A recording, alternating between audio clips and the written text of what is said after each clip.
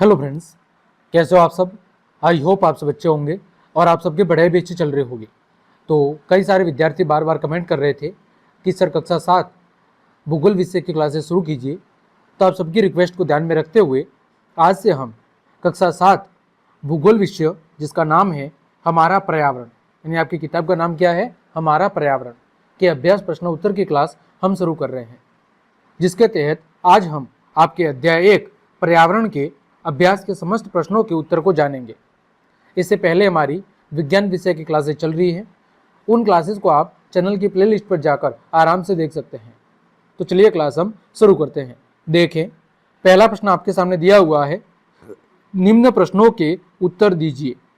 पहले प्रश्न के तहत कुल मिला के 6 प्रश्न दिए हुए हैं, है ना, जिसमें क है पारितंत्र क्या है, ख है प्राकृतिक पर्यावरण से आप क्या समझते हैं, फिर ग पर्यावरण के मुख्य घटक कौन कौन से हैं, फिर घ मानव निर्मित पर्यावरण के 4 उदाहरण देने हैं, ड स्थलमंडल क्या है, फिर छ जीवीय पर्यावरण के 2 प्रमुख घटक क्या है, और छ है जैव मंडल क्या है। यानी कुल मिला के पहले प्रश्न के तहत 7 प्रश्न दिए हुए हैं।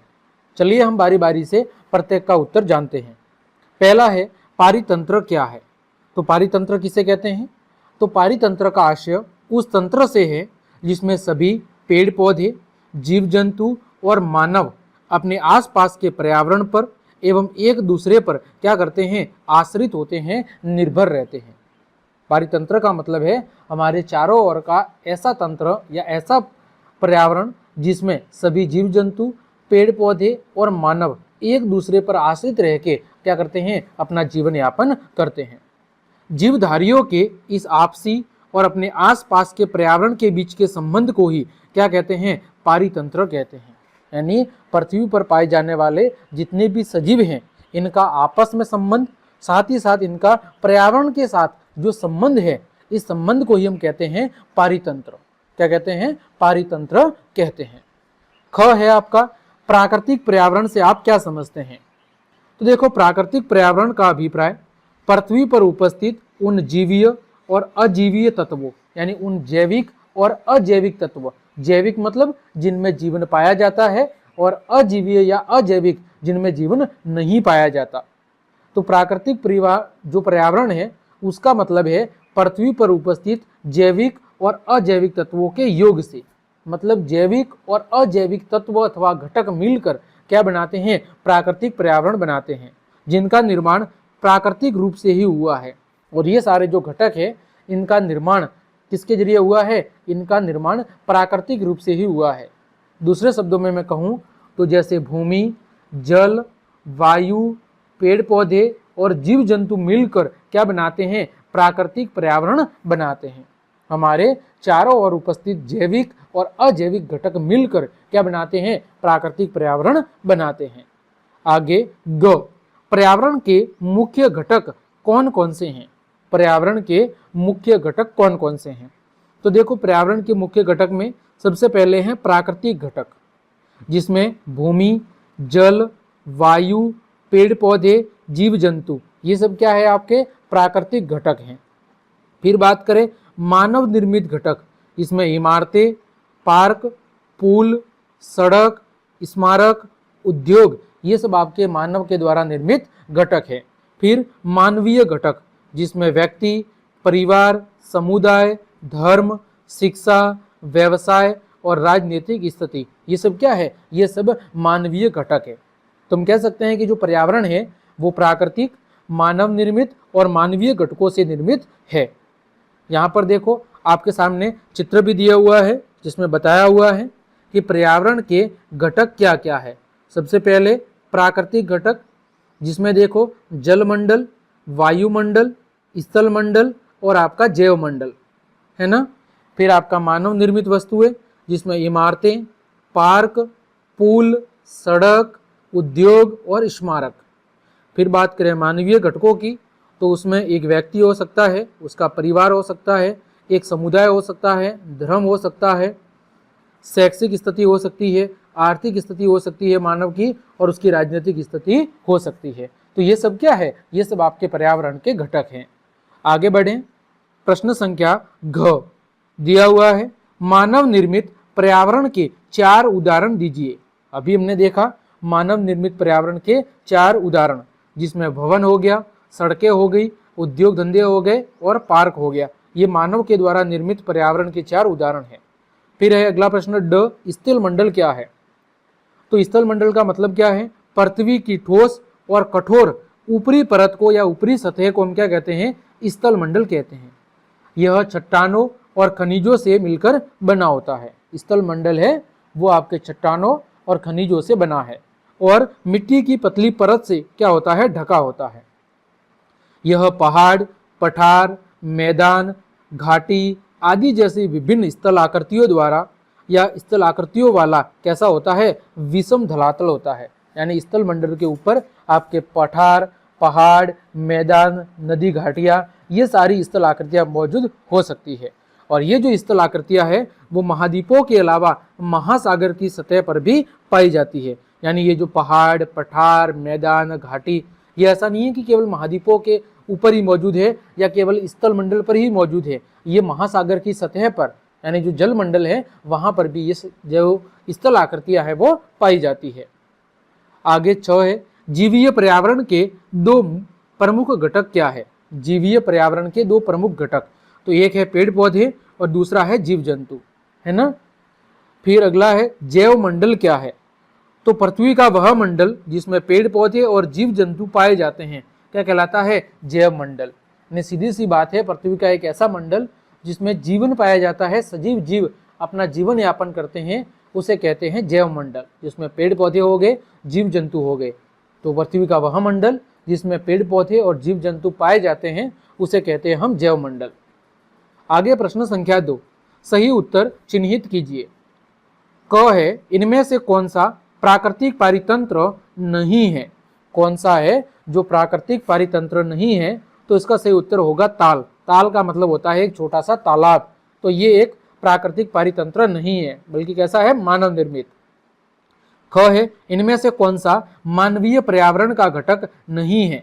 इनमें से कौन सा मानवीय पर्यावरण का घटक नहीं है? तो वो है आपका स्थल। स्थल आपके मानवीय पर्यावरण का घटक नहीं है, ये प्राकृतिक पर्यावरण का घटक है। फिर ग, इनमें से कौन सा मानव निर्मित पर्यावरण है? तो जो सड़क है आपकी वो मानव निर्मित पर्यावरण है। आगे घ, इनमें से कौन सा पर्यावरण के लिए खतरा है? तो जो जनसंख्या वृद्धि है, जनसंख्या वृद्धि धीरे धीरे पर्यावरण के लिए खतरा बन रही है ना। आगे तीसरा प्रश्न, निम्नलिखित स्तंभों को मिलाकर सही जोड़े बनाइए। क्या करना है आपको?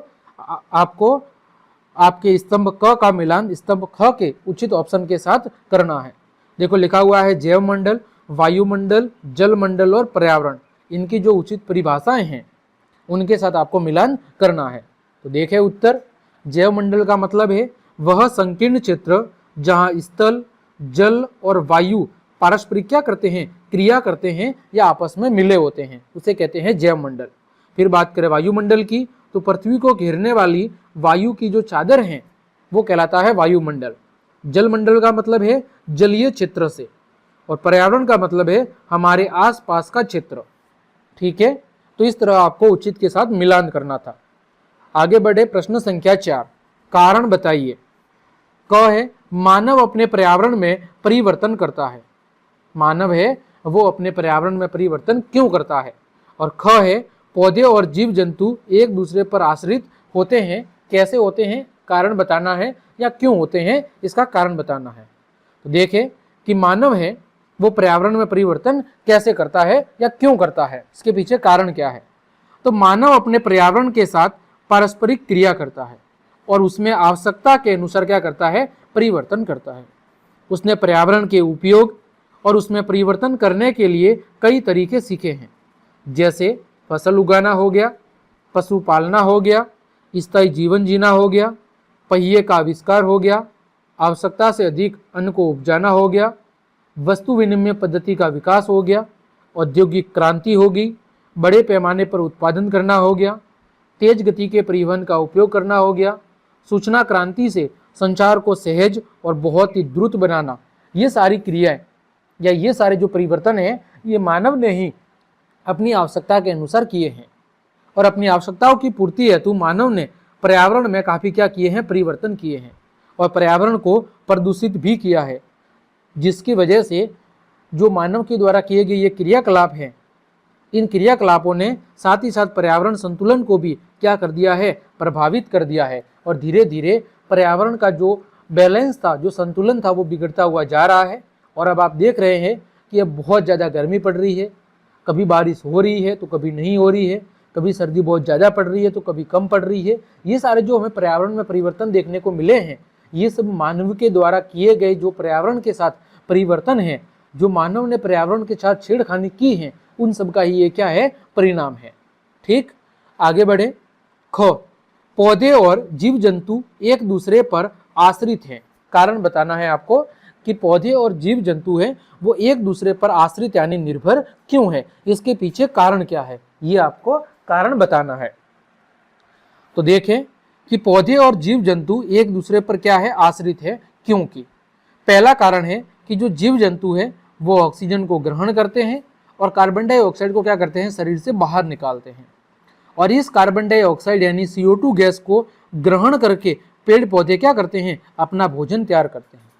जीव जंतु ऑक्सीजन को ग्रहण करते हैं जो पेड़ पौधों के द्वारा ही छोड़ी जाती है और कार्बन डाइऑक्साइड को जीव जंतु क्या करते हैं, बाहर निकालते हैं। जो जीव जंतु कार्बन डाइऑक्साइड को बाहर निकालते हैं उसको पादप यानी जो पेड़ पौधे हैं वो अपने भोजन के लिए क्या करते हैं, इस्तेमाल करते हैं। फिर कार्बन डाइऑक्साइड को ग्रहण करके भोजन बनाने की प्रक्रिया में जो पेड़ पौधे हैं वो ऑक्सीजन को क्या करते हैं, बाहर निकालते हैं, जिसे जीव जंतु प्राणवायु के रूप में क्या करते हैं, प्राणवायु के रूप में ग्रहण करते हैं। फिर इसी प्रकार पेड़ पौधे जीव जंतुओं को क्या करते हैं, भोजन उपलब्ध करवाते हैं, जैसे फल, सब्जी, अनाज, वनस्पति तेल आदि पेड़ पौधों की क्या है, देन है। दूसरी तरफ जो जीव जंतु हैं वो पौधों को क्या उपलब्ध करवाते हैं, पौधों को खाद्य भी उपलब्ध करवाते हैं। कौन, जीव जंतु। इससे स्पष्ट होता है कि जो पौधे और जीव जंतु हैं वो एक दूसरे पर क्या है, आश्रित है, निर्भर है। बिना पेड़ पौधों के जीव जंतु नहीं रह सकते और बिना जीव जंतु के पेड़ पौधे भी नहीं रह सकते।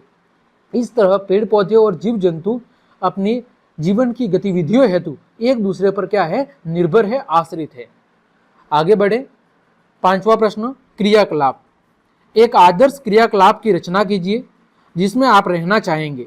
अपने इस आदर्श पर्यावरण का चित्र बनाना है, यानी आपके लिए एक आदर्श पर्यावरण कैसा होना चाहिए उसका आपको चित्र बनाना है। तो देखो मेरी नज़र में एक आदर्श पर्यावरण ऐसा होना चाहिए जिसमें प्रदूषण मुक्त वायु होनी चाहिए, जल और भूमि, यानी वायु, जल और भूमि ये कैसे होने चाहिए, प्रदूषण मुक्त होने चाहिए, बिल्कुल स्वच्छ होने चाहिए। फिर पर्याप्त मात्रा में पेड़ पौधे और जीव जंतु होने चाहिए ताकि दोनों के बीच में बैलेंस बना रहे। फिर अनुकूलतम जनसंख्या, यानी जनसंख्या एक लिमिट में होनी चाहिए ताकि सभी की आवश्यकताएं पूरी हो सके। फिर समुचित स्वास्थ्य, शिक्षा और यातायात की सुविधाएं, साथ ही साथ स्वास्थ्य सुविधा अच्छी होनी चाहिए, शिक्षा की सुविधा अच्छी होनी चाहिए और यातायात की सुविधा अच्छी होनी चाहिए। ये जनरली मैंने एक छोटा सा चित्र बनाया है, आप ऐसा कुछ भी चित्र बना सकते हैं, है ना। तो मैंने अपनी मर्जी से बनाया है, आप अपनी मर्जी से कोई भी अच्छा सा चित्र बना सकते हैं जो एक आदर्श पर्यावरण को क्या करता हो, प्रदर्शित करता हो। तो इस तरह बच्चों हमने आपके अध्याय 1 के अभ्यास के सभी प्रश्नों के उत्तर बहुत अच्छे से जान लिए हैं। उम्मीद करता हूं सभी प्रश्नों के उत्तर आपको बहुत अच्छे समझ में आए होंगे। तो क्लास देखने के लिए आप सभी का धन्यवाद। यदि आपको मेरी क्लास और ये मेहनत पसंद आई है तो फिर लाइक, कमेंट, शेयर और सब्सक्राइब जरूर कर दें। आज के लिए इतना ही, मिलते हैं अगली क्लास में, तब तक के लिए आप सबको जय हिंद, जय भारत।